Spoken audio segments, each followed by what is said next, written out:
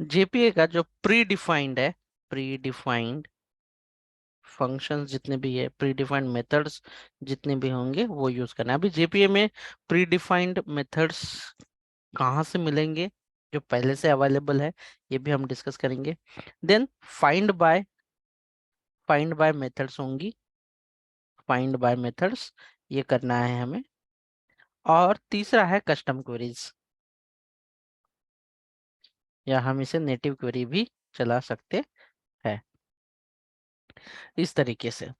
तो जेपीए में जैसे कि हमने अभी तक डिस्कस किया है कि जेपीए के अंदर बाय डिफॉल्ट जेपीए एक लेयर है, आप उसे इंटरफेसेस कह सकते हैं, कि जिसके अंदर ऑलरेडी फंक्शनैलिटी बिल्ड हो चुकी है, जैसे कि डेटाबेस में डेटा सेव करना है या डिलीट करना है, अपडेट करना है या गेट ऑल करना है, सारी चीजें ऑलरेडी लिखी हुई है और हमें कुछ करने की जरूरत नहीं है, बस हमें उसका इस्तेमाल करना होगा। इस्तेमाल करने के लिए आपको 3 स्टेप से जाना होगा। वन टाइम के लिए आपको जो डेटाबेस का कॉन्फ़िगरेशन है वो आपको करना होगा, और वो जो है वो एप्लीकेशन डॉट प्रॉपर्टीज फाइल के अंदर आपको करना होगा। दूसरा जो है वो है आपको एंटिटी क्लास जो है क्रिएट करना होगा। तो एंटिटी क्या है? Entity, entity is a Java class, Java class which refers to database table, यानी कि एक ऐसा क्लास जिसे हम लोग एंटिटी बनाते हैं, जो क्लास है सेम क्लास का एक टेबल क्रिएट हो जाएगा डेटाबेस के अंदर। और एंटिटी बनाने के लिए हमें क्या क्या चाहिए कि क्लास लेवल अनोटेशन हमें देना होगा। क्लास के ऊपर जो हम लोग अनोटेशन देते हैं उसका नाम है @entity। दूसरा है कि जो फील्ड है आईडी हमेशा प्राइमरी की रेफर करता है, प्राइमरी की, क्योंकि टेबल के अंदर प्राइमरी की होना मैंडेटरी होता है। तो आप कोई भी एक कॉलम ले सकते हैं और उसे @id, ये जो अनोटेशन है ये आप ले सकते हैं। बेसिकली हम जो लोअर वर्जन है उसके अंदर परसिस्टेंट, जावा परसिस्टेंट का हम लोग यूज कर लेंगे, ये दूसरा है। और तीसरा जो होगा, थर्ड वाला जो पार्ट है जो आपको कॉन्फ़िगर करना होगा, थर्ड वन इज आपको बनाना होगा डाउ लेयर, या जिसे आप रेपोजिटरी भी कहते हैं। दोनों चीजें हैं यहाँ पे अवेलेबल। तो ये 3 फेज से आपको वर्क करना होगा। पहला जो है डेटाबेस का कॉन्फ़िगरेशन, ये वन टाइम है। एंटिटी, जितनी बार आप लोगों को नया अगर टेबल या नया क्लास आपको अगर बनाना है तो आपको एंटिटी बनानी होगी। और फोर्थ में इसे मेन में हम लोग मेन मेथड के अंदर, मेन मेथड के अंदर इसे हम लोग कॉल कर लेंगे। That's it. मेन मेथड के अंदर कॉल करने के लिए हमें क्या चाहिए, तो हमें वो पर्टिकुलर जो रेपोजिटरी बनाएंगे वो हम लोग उसे गेट करेंगे, वो पर्टिकुलर क्लास को। और जो भी क्लास है इसे स्प्रिंग बूट के अंदर या स्प्रिंग के अंदर क्लास को, जो क्लास अंडरस्टैंड करता है स्प्रिंग बूट, उसे बीन कहा जाता है। The normal POJO is nothing but bean. फर्क कितना होता है कि हम उसे मार्क करते हैं कि ये स्प्रिंग के अंदर इस्तेमाल किया जाएगा। और वो ऑब्जेक्ट लेने के लिए पर्टिकुलर ऑलरेडी आपके पास एक फंक्शन रन नाम का फंक्शन लिखा होता है, इसका आगे हम लोग कोर में डिस्कशन करेंगे रन फंक्शन के बारे में। और ये एक कॉन्टेक्स्ट नाम का ऑब्जेक्ट रिटर्न करता है, आप इसे कोई भी नाम दे सकते हैं कॉन्टेक्स्ट नाम का। और कॉन्टेक्स्ट डॉट करके आप गेट बीन या गेट क्लास ऐसा करके आप दे सकते हैं। और आपको क्लास जो चाहिए आप ये डाव वाला जो है उसका नाम दोगे, जैसे कि डाव या रेपो डाव डॉट क्लास। तो यहाँ पे आपको मिल जाएगा आपका जो भी रेपोजिटरी का ऑब्जेक्ट है वो, जैसे कि अगर आपका स्टूडेंट रेपो है तो इसका ऑब्जेक्ट है आपको मिल जाएगा। और इसका इस्तेमाल करके स्टूडेंट रेपो डॉट जो डिफॉल्ट, बाय डिफॉल्ट या प्री डिफाइंड फंक्शंस है वो सारे आपको मिलेंगे, जैसे कि डेटा सेव करने के लिए सेव फंक्शन, फाइंड करने गेट करने के लिए यानी कि सिलेक्ट करके डेटा वापस रिट्रीव करने के लिए गेट, अगर आपको डिलीट करना है तो डिलीट, ये सारे फंक्शन जो है प्री डिफाइंड हम इसे इस्तेमाल करेंगे। यही चीज लास्ट सेशन में हमने डिस्कस की है। तो चलिए उसे ही अभी आगे हम लोग देखेंगे कौन से फंक्शंस है अवेलेबल। तो इम्पोर्टेंट फंक्शंस के बारे में हम लोग डिस्कस करेंगे और उसे प्रैक्टिकली देखेंगे। लास्ट सेशन में हमने देखा है कॉन्फ़िगरेशन डेटाबेस का, ये डेटा सोर्स की यूआरएल JDBC:H2 मेमोरी, और ये डेटाबेस का नाम है, और ये ड्राइवर क्लास नेम है, यूजर नेम, पासवर्ड, और ये डायलेक्ट है, और ऑटो जो है डिटेल हमने अपडेट रखा है, और कंसोल को हमने ट्रू किया है H2 का। अभी अगर इस एप्लीकेशन को अगर आप रन करते हैं तो आपको वो सारी चीजें दिखाई देगी, वो सारा डेटा जो है इंसर्ट हुआ दिखेगा आपको, सारे टेबल क्रिएट्स होंगे। तो आज हम प्रैक्टिस करने के लिए, जैसे कि हमने स्टूडेंट एंटिटी बनाया था कल, सबसे पहले नेक्स्ट स्टेप है हमारी कि एक एंटिटी बना लीजिए। एंटिटी बनाने के लिए सबसे पहले जावा का क्लास क्रिएट करेंगे हम, क्लास, और इस क्लास के अंदर हम लिखेंगे कि टीचर, हमें प्रोजेक्ट के लिए स्टूडेंट, टीचर, इस तरीके की एंटिटीज की जरूरत है, इसलिए हमने यहाँ पे टीचर नाम की एंटिटी जो है बनाई हुई है। अब इसके अंदर आपको जो जो टीचर की फील्ड चाहिए वो सारी टीचर की फील्ड जो है हम यहाँ पे लेंगे। मैं यहाँ पे प्राइवेट, लॉन्ग और आईडी ले लेता हूँ। उसके बाद प्राइवेट, इसका जो स्ट्रिंग है, फर्स्ट नेम ले लेता हूँ, first name, private, string, last name, ये तीन फील्ड एज ऑफ नाउ ले लेता हूँ। और इसकी जो गेटर सेटर मेथड है, ये भी हम लोग जो है जनरेट करके ले सकते हैं। तो हमें जनरेट करके ले लेना है गेटर सेटर फंक्शंस को। अगर मैं मैन्युअली चले जाता हूँ तो राइट क्लिक करके आपको सोर्स में जाना है। इंटेलिजे में कुछ और रहेगा जिसके शॉर्टकट्स मैं बता दूंगा। अल्ट इंसर्ट करोगे तो वो ऑप्शंस आ जाएगा। जनरेट कर लेना यहाँ पे गेटर सेटर। ये देखिए जनरेट हो चुकी है गेटर सेटर। और उसके बाद आपको एम्प्टी कंस्ट्रक्टर यूज करना है। इस तरीके से आप कंट्रोल स्पेस दोगे एसटीएस में तो भी वो एम्प्टी कंस्ट्रक्टर आ जाएगा। एम्प्टी कंस्ट्रक्टर का मतलब है कि यहाँ पे जीरो आर्गुमेंट वाला कोई भी आर्गुमेंट नहीं होगी। ये कंस्ट्रक्टर लेना बेहद जरूरी है बीन के लिए, स्प्रिंग बूट के लिए, नहीं तो वो एरर दे देगा। फिर उसके बाद आपको और एक कंस्ट्रक्टर लेना है क्योंकि इसका ऑब्जेक्ट बनाना है आपको, इसलिए तो आप वापस से राइट क्लिक कर सकते हैं इस तरीके से, सोर्स, कंस्ट्रक्टर, आपको इस तरीके से लेना है, और मैं जनरेट कर देता हूँ। सारा जनरेटेड का टास्क है, कुछ भी अलग से नहीं है।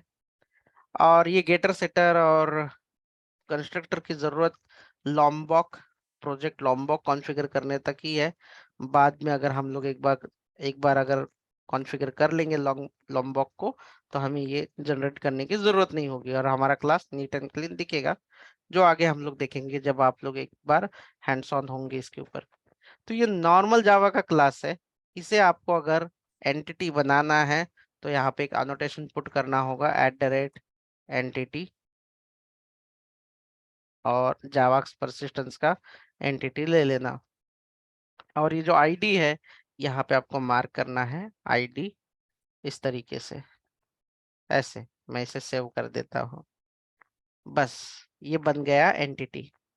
तो आपको एंटिटी बनाने के लिए क्या क्या चाहिए, जावा का क्लास, जो फील्ड चाहिए उसकी गेटर सेटर एंड दोनों कंस्ट्रक्टर, और @एंटिटी। और भी इसके अंदर अनोटेशंस है जो हम आगे आगे बढ़ते हुए उसे कवर करेंगे। ये थी सेकेंड स्टेप, जैसे कि एंटिटी बनाना। थर्ड स्टेप है कि आपको रेपोजिटरी बनाना होगा। यहाँ पे अभी रेपोजिटरी बनाने के लिए मैं एक और सेपरेट पैकेज बना लेता हूँ, राइट क्लिक, और पैकेज जो कि रेपोजिटरी नाम का बना देता हूँ। ऑलरेडी है मेरे पास डाउ नाम का, तो उसी के अंदर भी बना सकते हैं हम, क्योंकि कल का जो यूज किया हुआ है अलग से बनाने की जरूरत नहीं पड़ेगी। मैं यहाँ पे इंटरफेस ले रहा हूँ, आप इंटरफेस ले लीजिए। यहाँ पे देखिए अभी आपको जो नाम देना है, अभी ये मेरे लिए टीचर के लिए है तो मैं इसका टीचर नाम रखूंगा, और ये डाव है इसलिए मैं इसे डेटा एक्सेस ऑब्जेक्ट यानी डाव में क्रिएट कर देता हूँ। बट स्टिल नाउ ये जो इंटरफेस है इसे आपको बिन बनाना है, तो यहाँ पे सिंपली @ रिपोजिटरी का एक ऑप्शन आता है, ये ऑप्शनल पार्ट है, अगर आप रखोगे तो डॉक्यूमेंटेशन के लिए, रीडेबिलिटी के लिए अच्छा है। @रिपोजिटरी मीन्स ये जो इंटरफेस होगा ये डाउ है, डेटा एक्सेस ऑब्जेक्ट, और हम यहाँ पे इस्तेमाल करेंगे एक्सटेंड्स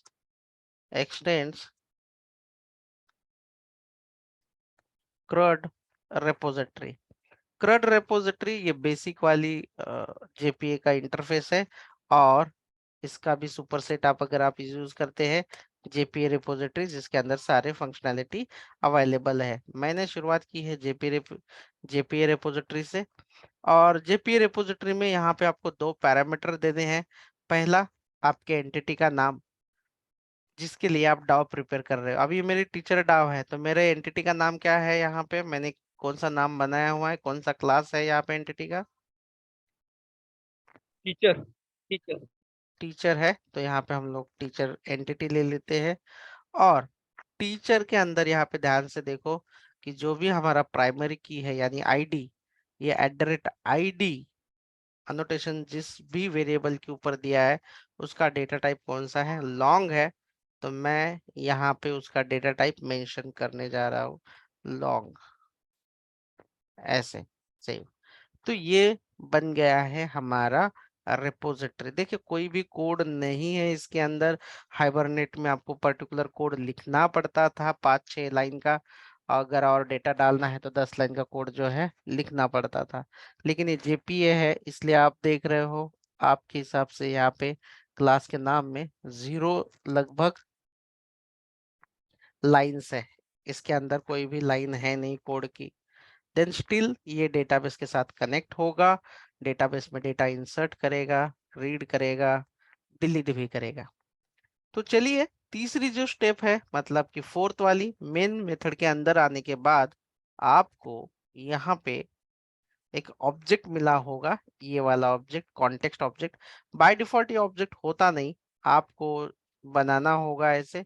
बनाने के लिए मैंने शॉर्टकट यूज किया था, यहाँ पे Ctrl+1 लिया था और असाइन किया था लोकल, तो ऑटोमेटिकली ये कॉन्फ़िगरेबल एप्लीकेशन कॉन्टेक्स्ट करके ऑब्जेक्ट आया था। तो आप अगर आपको नहीं मिला तो आप ये वाला कॉन्फ़िगरेबल एप्लीकेशन कॉन्टेक्स्ट और ये ऑब्जेक्ट बना लेना, ठीक है। तो ये हमने कल स्टूडेंट का डेटा इंसर्ट करने के लिए किया था। आज हमें टीचर का अगर डेटा इंसर्ट करना है तो हमें क्या करना है, सबसे पहले हम लोग डेटा जो है क्रिएट करेंगे। आज हमें टीचर का डेटा चाहिए, इसलिए teacher teacher T1 equal to new teacher, इसका जो आईडी होगा 1L, और टीचर का नाम डाल देते हैं वैभव,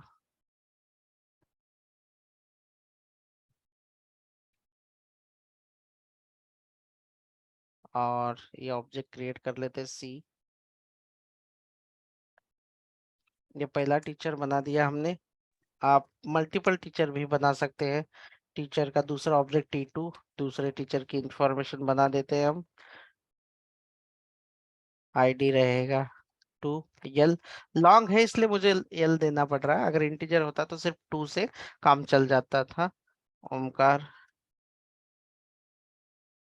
डबल कोट के अंदर राउत, ऐसे 2 ऑब्जेक्ट हमने बना लिए हैं। अभी ये ऑब्जेक्ट जो है 2, T1 एंड T2, मुझे इंसर्ट करने हैं डेटाबेस के अंदर। तो जो डेटाबेस को कनेक्टिविटी करना है वो लेयर होती है हमारी डाउ लेयर, और ये जो है टीचर का जो डाउ लेयर है, टीचर का इंटरफेस का नाम है टीचर डाउ, तो हमें ये यहाँ पे चाहिए मेन फंक्शन के अंदर। इसके लिए आपको इस्तेमाल करना होगा ये कॉन्टेक्स्ट ऑब्जेक्ट। तो कैसे यूज करेंगे इसे, कॉन्टेक्स्ट डॉट और गेट बिन दे देते हैं हम, गेट बिन। मैं एक सिंपल वाला यूज कर लेता हूँ, रिक्वायर्ड टाइप, और मुझे जो बिन चाहिए वो बिन चाहिए टीचर डाउ की डॉट क्लास, ऐसे, तो ये रिटर्न करेगा हमें वही क्लास का ऑब्जेक्ट। तो कौन से क्लास का ऑब्जेक्ट रिटर्न करेगा, ये क्या नाम है इसका, टीचर डाउ का ऑब्जेक्ट रिटर्न किया जाएगा। ये एक इंटरफेस है, उसका ऑब्जेक्ट बना के मिल जाएगा, इसलिए टीचर डाउ टी डाउ करके मैं यहाँ पे लिख देता हूँ। तो ये जो टी डाउ है, अगर आप ध्यान से देखो तो इसे एक्सेस करता है ये वाला पार्ट। ये जो टीचर डाउ है, इसका ऑब्जेक्ट हमें मिल रहा है ये मेन फंक्शन के अंदर, ये मेन मेथड के अंदर हमें मिल रहा है। तो अभी जितनी भी फंक्शनैलिटी जितनी भी फंक्शनैलिटी टीचर डाउ के अंदर है, देखो टीचर जेपीए रिपोजिटरी के अंदर जितना भी कुछ अवेलेबल है, क्या क्या अवेलेबल है जेपी रिपोजिटरी के अंदर। फर्स्ट मेथड आपको क्या दिखाई दे रही है, फाइंड ऑल। देन और भी एक फाइंड ऑल है, लेकिन ये सॉर्टिंग ले लेगी, मतलब फाइंड भी करेगा और सॉर्ट भी करेगा। फाइंड बाय आईडी और मल्टीपल आईडी से हम लोग फाइंड कर सकते हैं। ये save all at a time multiple list जो है सेव कर सकते हैं। ये चेंजेस को फ्लश करेगा, सेव एंड फ्लश, डेटा को सेव करेगा एंड देन क्लियर करेगा सेशन को। सेव ऑल, ये नंबर ऑफ लिस्ट को, ये सारी जो फंक्शनैलिटी आप देख रहे हो, delete, get ID, get one, ये सारा जो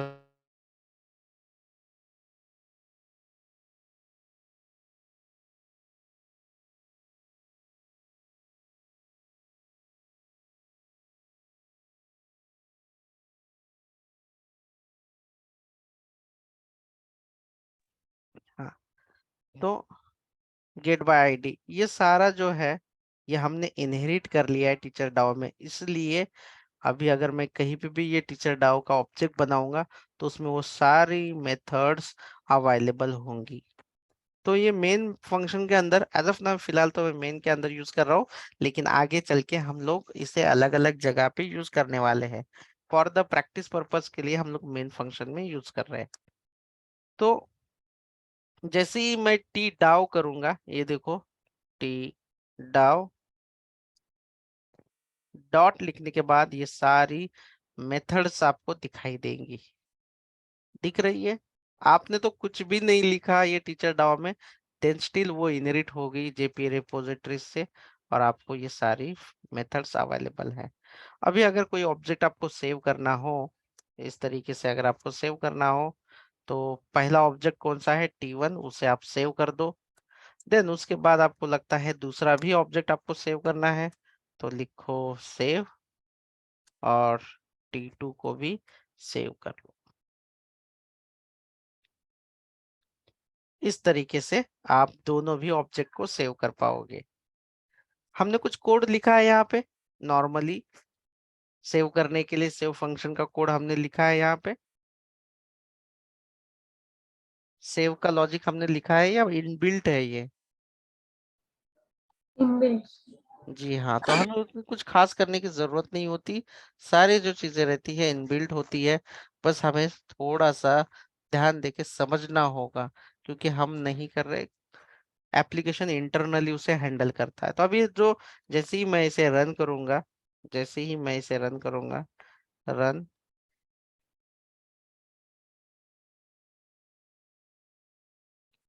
जैसे ही मैं इसे रन करूंगा ये रन हो जाएगा। और कैसे पता चलेगा आपको कि टॉमकैट स्टार्ट होगा, 9999 पे, तो यहाँ पे हम उसे स्टार्ट कर देते हैं 9999 पे। Local host, local host colon 999999 पे, ये देखिए, ये इसका मतलब 404 से ये स्टार्ट हो चुका है। अभी इसके बाद हमें डेटाबेस देखना है, तो h2 डैश कंसोल डाल दीजिए यहाँ पे। डेटाबेस हमें h2 डेटाबेस यूज करना है तो इसलिए, और यहाँ पे मेरा डेटाबेस का नाम होगा, और कनेक्ट कर देते हैं। क्या आपको ये टेबल दिखाई दे रहे हैं अभी, देखिए स्टूडेंट नाम का भी टेबल आपको दिखाई दे रहा है। टीचर नाम का भी डेटा जो है वो स्टोर हुआ है या नहीं, आप चेक कर सकते हैं यहाँ पे क्वेरी।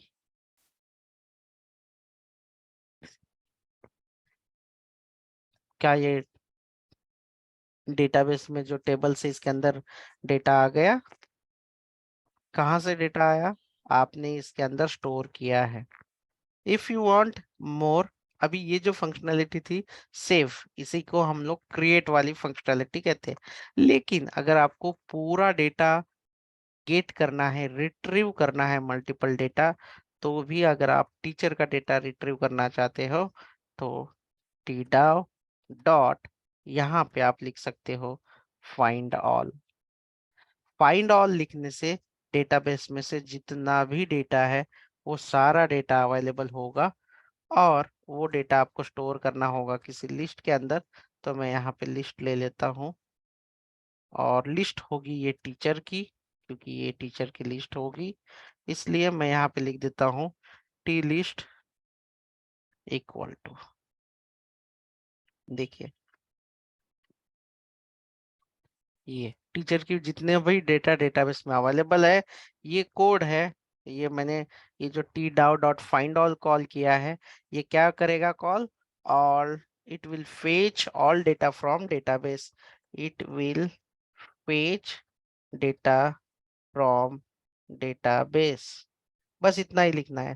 टी डाउ सेव क्या करता है? It will save object data into database table. Database के टेबल के अंदर जो है ये सेव करेगा। 2 रिकॉर्ड है तो 2 रिकॉर्ड जो है सेव किया। अभी इसके अंदर जितने रिकॉर्ड है वो सारे रिकॉर्ड लेके आएगा टीचर डाउ में से। तो हमारे पास अभी फिलहाल के लिए तो 2 रिकॉर्ड है। आप यहाँ पे system dot out dot println करके ये वाली जो लिस्ट है टी लिस्ट, ये देख सकते हैं। मैं यहाँ पे टी लिस्ट के लिए देख लेते हैं कि कौन से क्या क्या आया है उसका। तो प्लस करके टी लिस्ट को मैं प्रिंट कर देता हूँ। That's it. तो देखिए, इसे हम प्रिंट कर देते हैं। तो वापस से इसे रन करने के लिए सबसे पहले इसका कंसोल जो है पहले बंद कर देते हैं। ये वापस से चालू करोगे तो बोलेगा कि ऑलरेडी वो पोर्ट जो है एम्प्टी रिजर्व्ड है, यूटिलाइज है बोलेगा, और आपको एरर दे देगा। तो कितने रिकॉर्ड है वहां पे डेटाबेस में? 2. 2 रिकॉर्ड है। तो आपको यहाँ पे 2 रिकॉर्ड भी दिखेंगे। देखो यहाँ पे 2 रिकॉर्ड तो आ गए हैं। ये देखिए लिस्ट वाला जो डेटा है, फर्स्ट रिकॉर्ड और ये सेकंड रिकॉर्ड। बट आपको ये दिखाई नहीं दे रहा है। इसका रीजन है कि आपने उसे बताया नहीं इस क्लास को कि डेटा दिखाना है या उसे सिर्फ आईडी दिखाना है ऑब्जेक्ट का। आपको यहाँ पे बताना होगा। ये जो टीचर वाला आपको अगर दिख रहा है, ये एंटिटी, इस पे लिखना पड़ता है आपको एक बेसिक सा फंक्शन, यानी मेथड एक आपको ओवरराइड करनी पड़ती है। उस मेथड का नाम है, अगर आपको डेटा देखना है तो क्या नाम है उस मेथड का? To string method.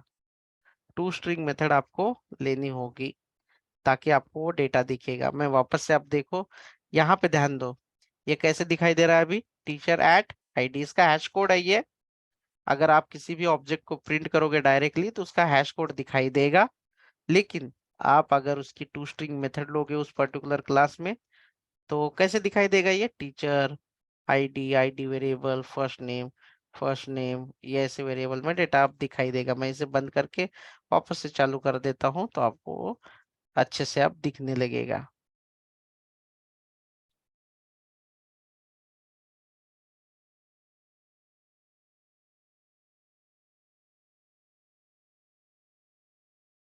देखिए आ गया डेटाबेस का डेटा, अभी दिख रहा है आप लोगों को। Because of what? ये जो आपने ओवरराइड किया है to string function. To string function basically जो प्रॉपर्टीज है उसे एक फॉर्मेटेड वे में डेटा दिखाता है ओवरराइड करके।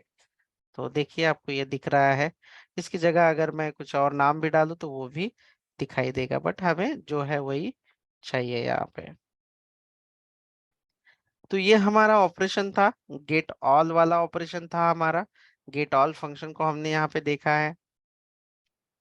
लेकिन अगर मुझे सिर्फ एक ऑब्जेक्ट चाहिए पर्टिकुलर आईडी के बेस पे, कि अगर उसका आईडी 1 है तो ही डेटा ID1 का डेटा हमें चाहिए या ID2 का डेटा हमें चाहिए, तो इसके लिए तीसरा जो फंक्शन होगा या तीसरा जो मेथड होगा, मैं यहाँ पे लिख देता हूँ, it will fetch fetch only that data which ID we will pass.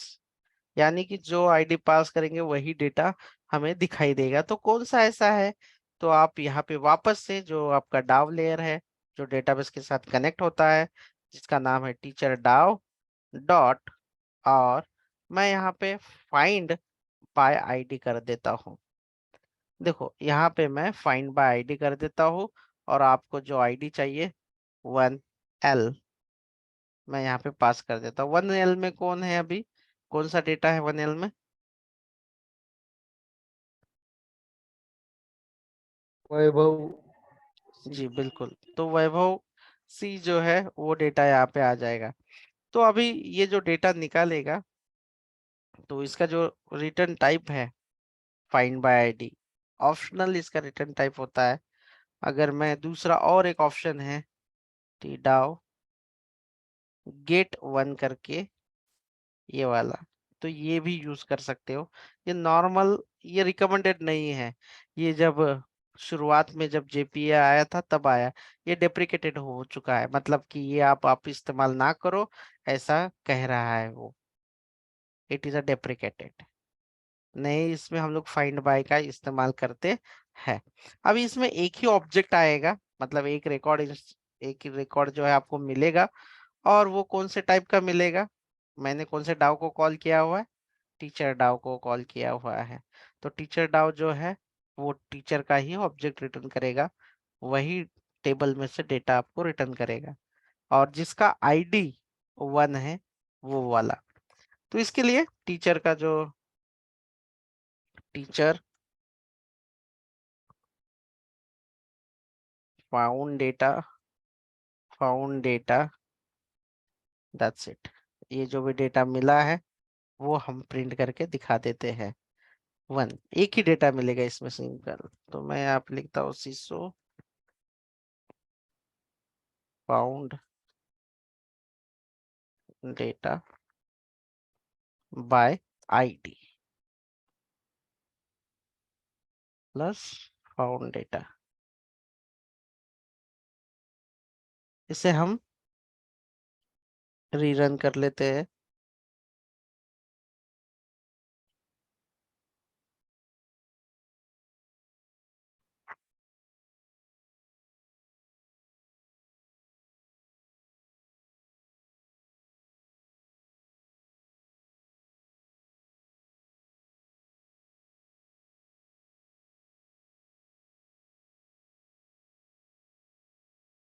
Okay, एक ही सेशन से वो डेटा लेके आया है, इसलिए वो सेशन नहीं चाहिए उसको, फाइंड ऑल एंड फ्लश करना पड़ेगा।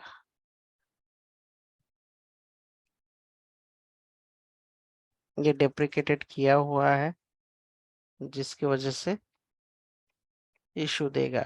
तो मैं यहाँ पे टी डाउ डॉट फाइंड बाय आईडी, क्या आईडी इसका 1 डेप्रिकेटेड वाला निकाल देते हैं, और इसे करते हैं गेट सेव।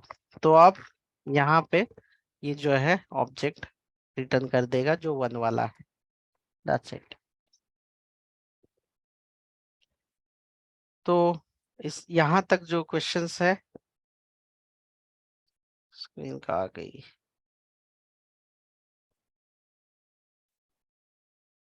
अभी हार्ड डिलीट करने के लिए आप वापस से टी डाउ, और यहाँ पे आपको दो ऑप्शन मिल जाते हैं टी डाउ।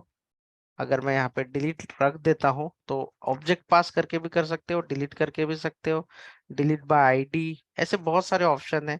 मैं यहाँ पे देखिए delete bye ID, simple ID लेने वाला यहाँ पे इस्तेमाल कर रहा हूँ। अभी मैं डेटा डिलीट कर देता हूँ, जिसका आईडी क्या है, क्या है, 2 है। आपके डेटाबेस में एक बार देख लीजिए कि कितने रिकॉर्ड है, आपको पता है ना कितने रिकॉर्ड है आपके डेटाबेस में? दो अगर एक डिलीट कर देंगे, देखो डिलीट करने के लिए मैंने क्या यूज किया है, ओनली डिलीट बाय आईडी, और आईडी यूज कर रहा हूं मैं यहाँ पे। It will delete delete record from table by ID 2। तो इसे रन कर देते हैं एक बार, देखते हैं कि वो डिलीट होगा या नहीं होगा। मैं इसे रन करता हूँ और डेटाबेस में आपको दिखा देता हूँ कि क्या हो रहा है, वो डिलीट हो रहा है या नहीं हो रहा है।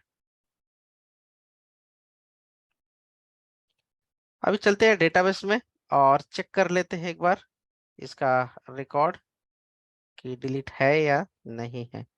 डिलीट हुआ है यहाँ पे, क्या रिकॉर्ड डिलीट हुआ है? Yes, sir. That's great. तो इस तरीके से आप चारों ऑपरेशन, जो CRUD वाले ऑपरेशन होते हैं, वो आप कर सकते हैं। इसी के अंदर आगे चलते हुए हमें पेजिनेशंस, सॉर्टिंग एंड सर्चिंग वाले पार्ट को कवर करना है। आप ये बेसिक वाला कवर कर लीजिए।